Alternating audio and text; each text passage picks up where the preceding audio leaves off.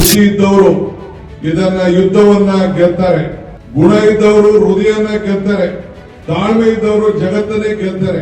ಒಂದ್ ಕೊಟ್ಟೋಗೋದು, ಒಂದ್ ಬಿಟ್ಟು ಹೋಗೋದು.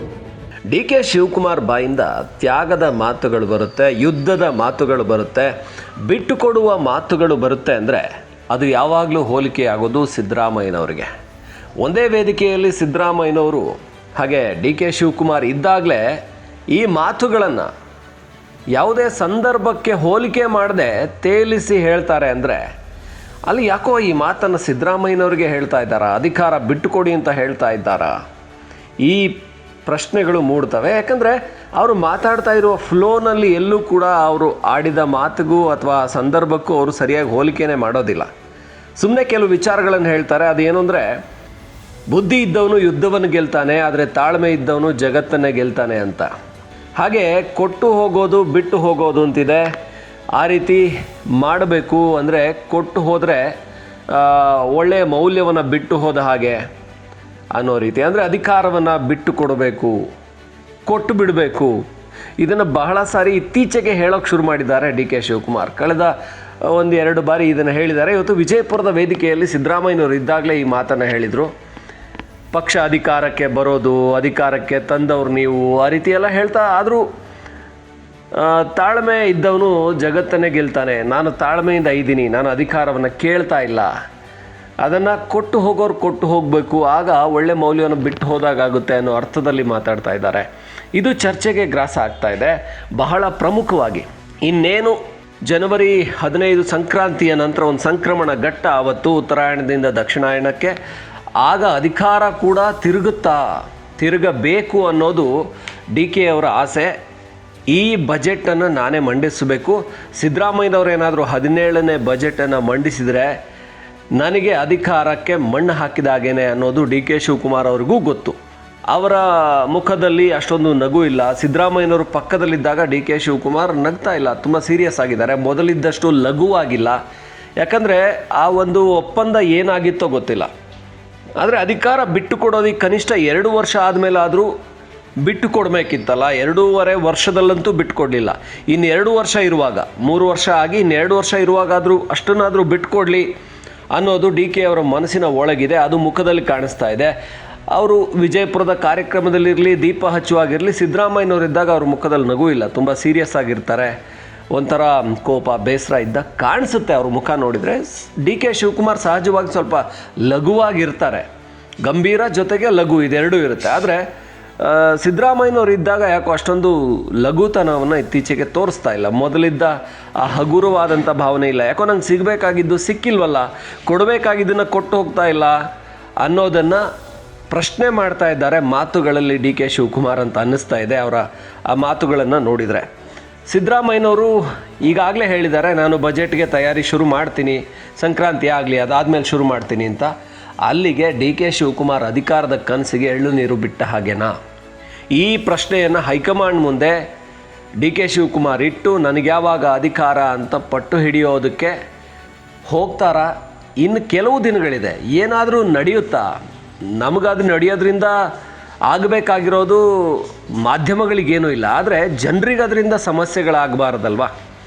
ಜನ ಈ ಅಧಿಕಾರದ ಕಿತ್ತಾಟದಲ್ಲಿ ನನಗೆ ಬೇಕು ಸಿ ಎಂ ಕುರ್ಚಿ ಅನ್ನೋ ಕಿತ್ತಾಟದಲ್ಲಿ ಈಗಾಗಲೇ ಗ್ಯಾರಂಟಿಗಳಿಂದಾಗಿ ಅಭಿವೃದ್ಧಿಗೆ ಹಣ ಇಲ್ಲದೆ ಒಂದು ಇಡೀ ಜಿಲ್ಲೆಗೆ 2 ಜಿಲ್ಲೆಗೆ ಸಾವಿರಾರು ಕೋಟಿ ಕೊಡಬೇಕಾದವರು 100-200 ಕೋಟಿ ಕೊಡೋಕ್ಕೂ ಪರದಾಡ್ತಾ ಇರುವಾಗ ಶಂಕುಸ್ಥಾಪನೆಗಳನ್ನೇ 3 ವರ್ಷ ಆದರೂ ಮಾಡ್ತಾ ಇರುವಂಥ ಸರ್ಕಾರ. ಅಂದರೆ ಸರ್ಕಾರ ಆರಂಭ ಆದಾಗ ಶಂಕುಸ್ಥಾಪನೆ ಮಾಡಿ 3 ವರ್ಷ ಆದಾಗ ಉದ್ಘಾಟನೆ ಮಾಡಬೇಕಾಗಿತ್ತು, 3 ವರ್ಷ ಆದಾಗ ಶಂಕುಸ್ಥಾಪನೆ ಮಾಡ್ತಾ ಇದ್ದಾರೆ. ಅದು ಇವರೇನು ಮಾಡ್ತಾರೆ ಅಂದರೆ, ಈಗ ಘೋಷಣೆ ಮಾಡಿರೋ 800 ಕೋಟಿ ಇದೆಯಲ್ಲ ವಿಜಯಪುರಕ್ಕೆ, ಅದನ್ನು ಮುಂದಿನ ಬಜೆಟಲ್ಲಿ ಕೊಡ್ತಾರೆ ಅನಿಸುತ್ತೆ. ಈ ಬಜೆಟಲ್ಲ, ಇದು ಘೋಷಣೆ ಅಷ್ಟೇ. ಹಾಗಾಗಿ ಇವರನ್ನೇನಾದರೂ ನಂಬಿಕೊಂಡು ವಿಜಯಪುರ ಜನನೋ ಕರ್ನಾಟಕದ ಜನನೋ ರಾಜ್ಯನ ಅಭಿವೃದ್ಧಿ ಮಾಡ್ತಾರೆ, ಇವರು ಕರ್ನಾಟಕದಲ್ಲಿ ಉತ್ತರ ಕರ್ನಾಟಕ ಭಾಗನ ಅಭಿವೃದ್ಧಿ ಮಾಡ್ತಾರೆ ಅಂತ ನಂಬಿಕೊಂಡ್ರೆ ಅವರ ಕೈಗೆ ಚೊಂಬೆ ಗತಿ.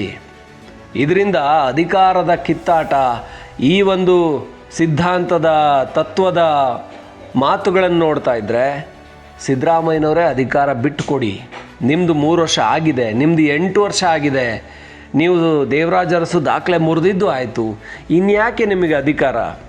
ಹೇಳ್ತಿರೋ ವಯಸ್ಸು ನನಗೆ 79, 1947ರಲ್ಲಿ ಹುಟ್ಟಿದವನು ನಾನು. ಅಂದರೆ ಸ್ವಾತಂತ್ರ್ಯ ಬಂದಾಗ ಅಷ್ಟು ಆ ಒಂದು ಸುದೀರ್ಘ ಅನುಭವ, ಜೊತೆಗೆ ಎಲ್ಲ ಹುದ್ದೆಗಳನ್ನು ಅನುಭವಿಸಿದ್ದೀರಾ. ಇದೆಲ್ಲವೂ ಆದಮೇಲೂ ಮತ್ತಿನ್ನೇನು ನಿಮಗೆ ಅಧಿಕಾರದ ಚಟ, ಈ ಒಂದು ಕುರ್ಚಿಯ ಚಟ ಅಂತ ಇಂಡೈರೆಕ್ಟಾಗಿ ಡಿ ಕೆ ಶಿವಕುಮಾರ್ ಪ್ರಶ್ನೆ ಮಾಡಿದಾಗಿದೆ. ಸಿದ್ದರಾಮಯ್ಯನವರು ಅದಕ್ಕೆ ಉತ್ತರ ಕೊಡಲ್ಲ.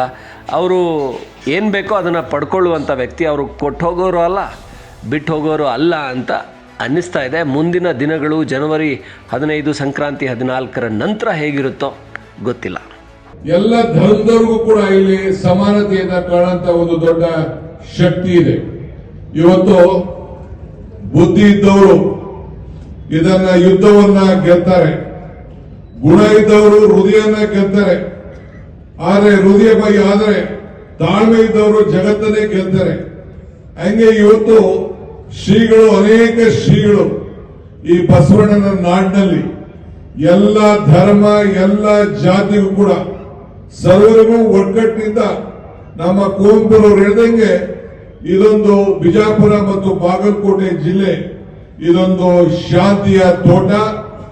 ನಿಮ್ಮ ಯಶಸ್ಸು, ನಿಮ್ಮ ಸಂಕಲ್ಪದಲ್ಲಿ ನಾವೆಲ್ಲ ಒಟ್ಟಿಗಾಗಿ ನೀವೇನು ಆಲೋಚನೆಯನ್ನು ನೀವು ಮಾಡ್ತಾ ಇದ್ದೀರಿ, ಇವತ್ತು ನಮ್ಮ ಸರ್ಕಾರ ಕೆಲಸವನ್ನ ಮಾಡ್ತಾ ಇದೆ.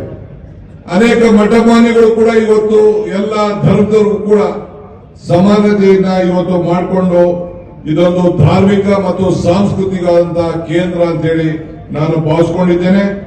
ಇವತ್ತು ಬಹಳ ದೊಡ್ಡ ಜನ್ಮಭೂಮಿ. ಹಿಂದೆ ಕೂಡ ನಾನು ಶಿವಾನಂದ ಪಾಟೀಲ್ ಕ್ಷೇತ್ರಕ್ಕೆ ಆ ಪವಿತ್ರವಾದಂತಹ ಭೂಮಿಗೆ ಭೇಟಿ ಮಾಡುವಂತ ಒಂದು ಭಾಗ್ಯ ಇತ್ತು. ಇವತ್ತು ನಮ್ಮೆಲ್ಲ ಶಾಸಕರು ಈ ಜಿಲ್ಲೆಯಲ್ಲಿ ಒಟ್ಟಾಗಿ ಸೇರಿ ಇವತ್ತು ಅಭಿವೃದ್ಧಿಯ ಕೆಲಸ, ಈ ಕಾಲದಲ್ಲಿ ನಿಮ್ಮೆಲ್ಲರೂ ಕೂಡ ನಿಮ್ಮ ಏನು ಹಿಂದೆ ಇದೊಂದು ಒಣಭೂಮಿ ಅಂತ ಏನು ನಾವು ಕರಿತಾ ಇದ್ದೋ ಅದಕ್ಕೆ ಒಂದು ಮುಕ್ತಿ ಕೊಡುವಂತ ಕೆಲಸ 16 ವರ್ಷದಿಂದ ಇವತ್ತು ನಮ್ಮ ಶಾಸಕರು, ನಮ್ಮ ಮುಖಂಡರುಗಳು ಇವತ್ತು ಮಾಡಿಕೊಂಡು ಬರ್ತಾ ಇದ್ದಾರೆ. ಅನೇಕ ನಿಮ್ಮೆಲ್ಲರ ಕನಸು ದೊಡ್ಡದಾಗಿರ್ಬೋದು, ಆದ್ರೆ ಅವರು ನಮ್ಮ ಶಾಸಕರುಗಳು ಮಾಡ್ತಾ ಇರುವಂತ ಪ್ರಯತ್ನ ಇದೆಯಲ್ಲ, ಆ ಪ್ರಯತ್ನ ನಿಮ್ಮೆಲ್ಲರ ಬದುಕಿನಲ್ಲೂ ಕೂಡ ಇವತ್ತು ಕಬ್ಬಿರ್ಬೋದು, ನಿಂಬೆಹಣ್ಣು ಇರ್ಬೋದು, ದ್ರಾಕ್ಷಿ ಇರ್ಬೋದು, ಎಲ್ಲ ಪದಾರ್ಥಗಳನ್ನ ಇವತ್ತು ಬೆಳೆದು ಈ ರೈತನ ಬದುಕನ್ನ ಹಸನು ಮಾಡಲಿಕ್ಕೆ ಇವತ್ತು ಪ್ರಯತ್ನವನ್ನ ಮಾಡ್ತಾ ಇದ್ದಾರೆ. ಬಾಬಾ ಸಾಹೇಬ್ ಅಂಬೇಡ್ಕರ್ ಹೇಳ್ತಾರೆ, ಇತಿಹಾಸವನ್ನ ಮರ್ತವನು ಇತಿಹಾಸವನ್ನ ಸೃಷ್ಟಿ ಮಾಡಲಿಕ್ಕೆ ಸಾಧ್ಯ ಇಲ್ಲ ಅಂತ ಹೇಳಿ. ಹಂಗೆ ಇವತ್ತು ಇತಿಹಾಸ ಪುಟಕ್ಕೆ ನಾವು ಮರ್ತರೆ ನಮ್ಗೆ ಬಹಳ ಈ ಒಂದು ಯಾರ್ಯಾರು ನಮ್ಗೆ ಸಹಕಾರವನ್ನು ಕೊಟ್ಟರು ಅವ್ರನ್ನೆಲ್ಲ ನೆನೆಸ್ಕೊಳ್ಬೇಕು ಅಂತ ಹೇಳಿ ಇವತ್ತು ನಮ್ಮ ಜಿಲ್ಲಾ ಎಲ್ಲ ಮುಖಂಡರುಗಳು ಹಿರಿಯರನ್ನ ಇವತ್ತು ಕರೆಸಿ ಅವರಿಗೆ ಸನ್ಮಾನ ಕೂಡ ಇವತ್ತು ಮಾಡೋದನ್ನ ಇವತ್ತು ನಾವೆಲ್ಲ ಗಮನಿಸಿದ್ದೇವೆ. ಮರಕ್ಕೆ ಬೇರು ಎಷ್ಟು ಮುಖ್ಯನೋ ಮನುಷ್ಯನಿಗೆ ನಂಬಿಕೆ ಕೂಡ ಅಷ್ಟೇ ಮುಖ್ಯ. ಹಂಗೆ ಇವತ್ತು ನಮ್ಗೆ ದೇವರು ಕೊಟ್ಟಿರೋದು 2 ಆಯ್ಕೆ, ಒಂದು ಕೊಟ್ಟು ಹೋಗೋದು, ಒಂದು ಬಿಟ್ಟು ಹೋಗೋದು.